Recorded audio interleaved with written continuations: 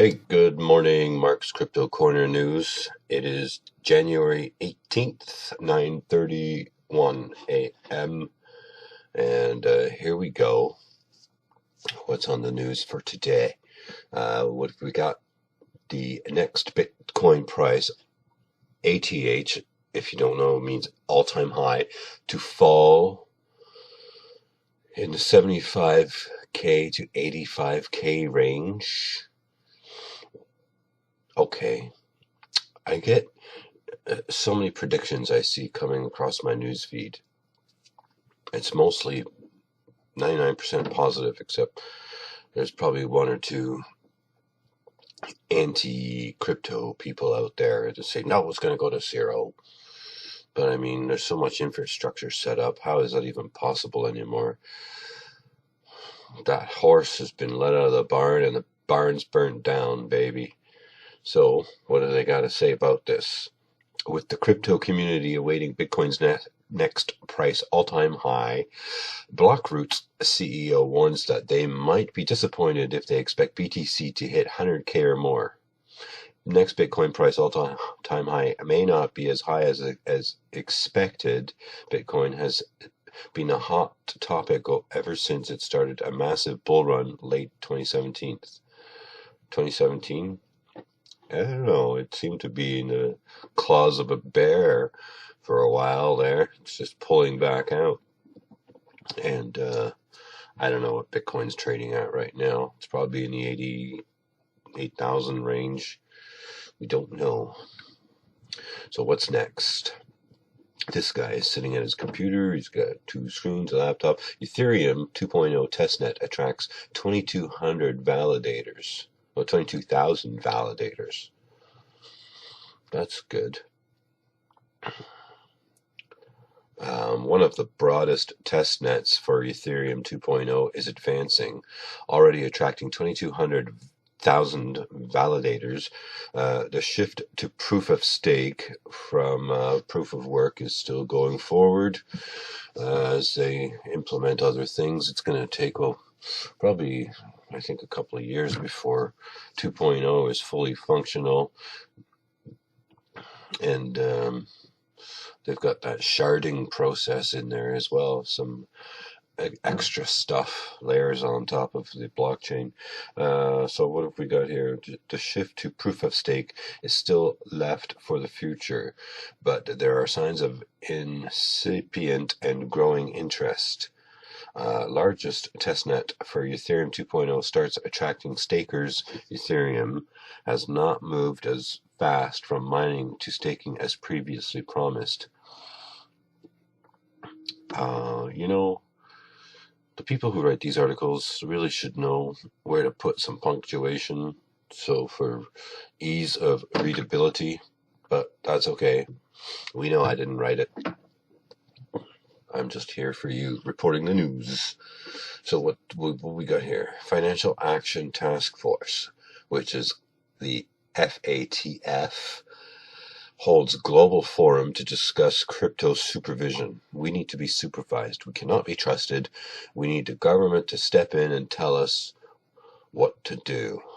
The Financial Action Task Force and over 50 delegations have involved in crypto supervision recently gathered to discuss how to regulate crypto assets and related service providers. While examining three key areas, they stressed the importance of international cooperation, citing that cryptocurrencies are global products.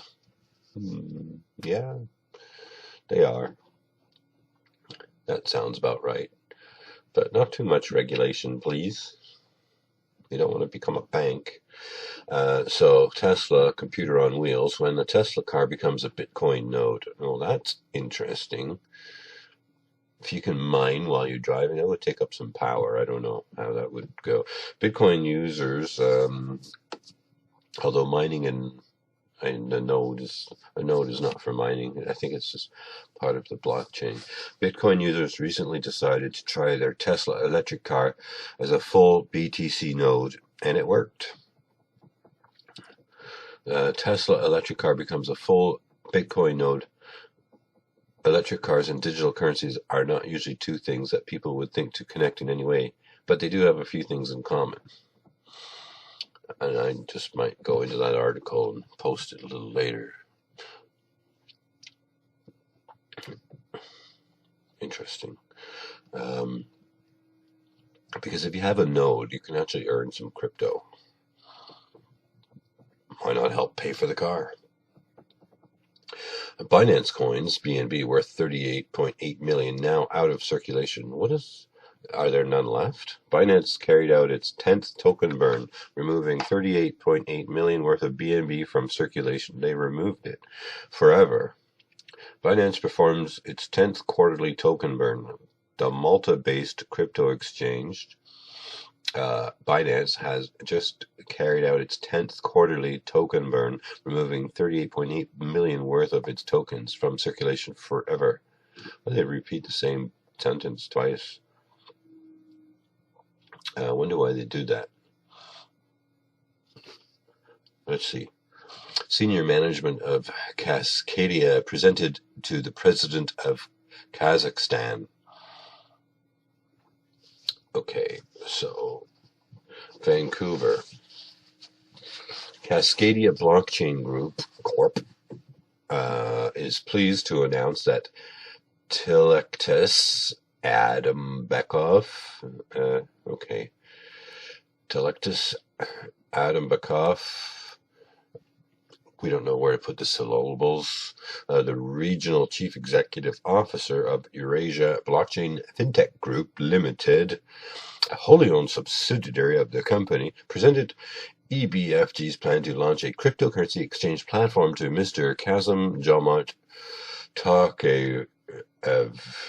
Tokayev, President of the Republic of Kazakhstan. Geez, this article's going nowhere for me. It's not going to affect us in any way. Crypto versus RBI, the Indian bank, East Indian banks. 3 days of intense Supreme Court hearings. India's Supreme Court heard the crypto case in detail over 3 consecutive days this week. In addition to intense arguments against the central bank having the power to ban crypto, the judges learned how other countries regulate this new sector.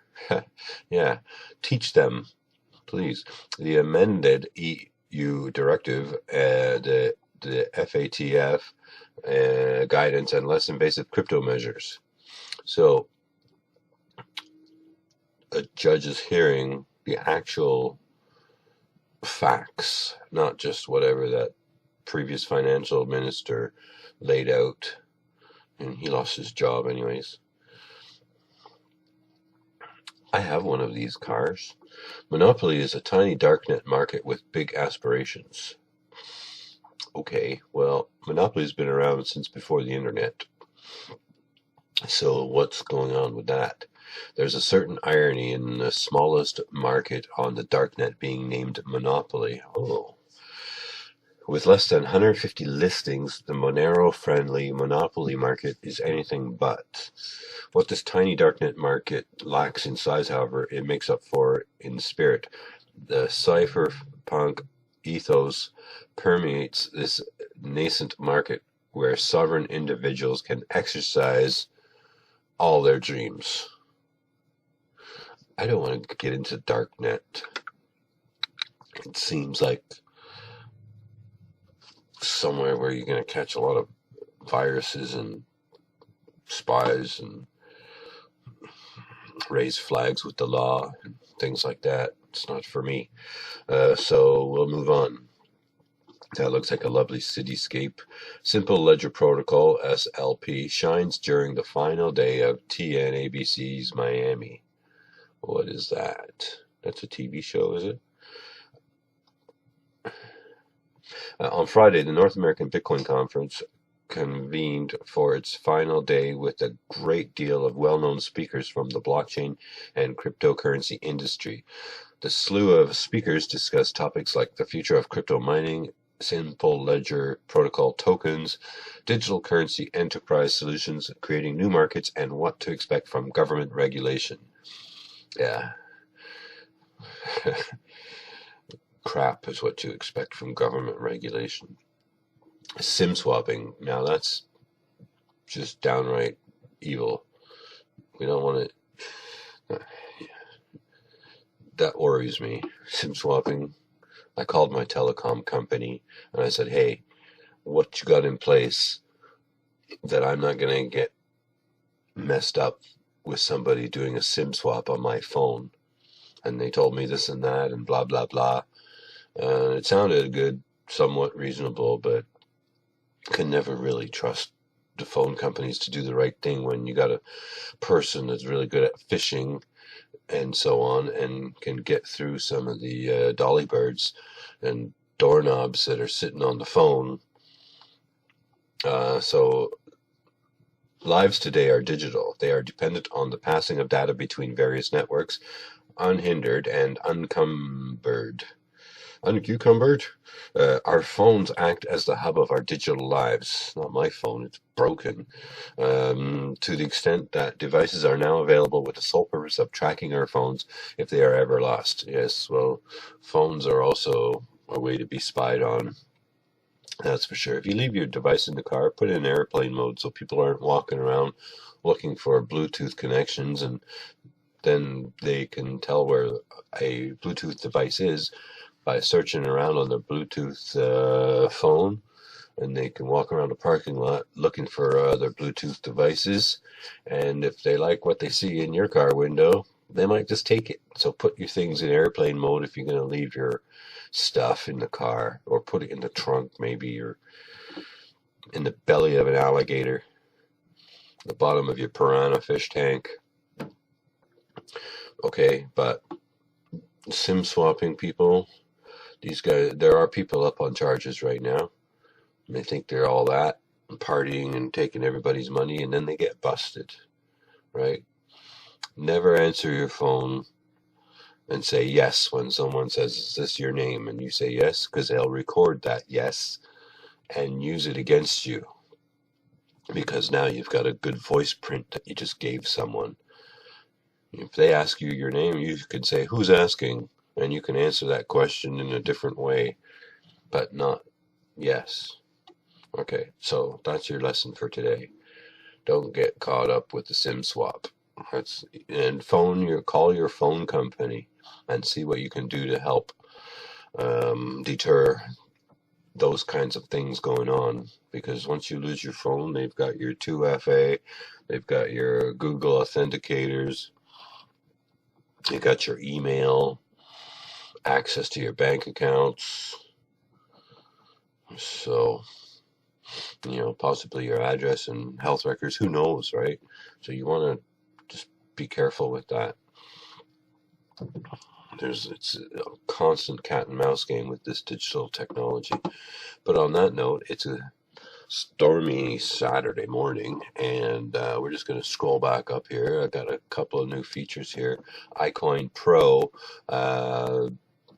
these guys are pretty good. They can teach you a lot about lending, staking, how to read the charts, and how to trade cryptocurrency properly. Don't give your crypto to anybody. Use a proper exchange and learn how to use the exchange and read the charts. And you can get that information through here, putting your email address, which you can also use this button. It'll go somewhere, or this button, either way. And this is just what I've been doing. Hit the like button, would you? Could you? Love to love you if you do. And that's it. I bid you a happy Saturday, my crypto friends, and I will talk to you next week and post some stuff during the week. Thanks. Cheers. Peace out.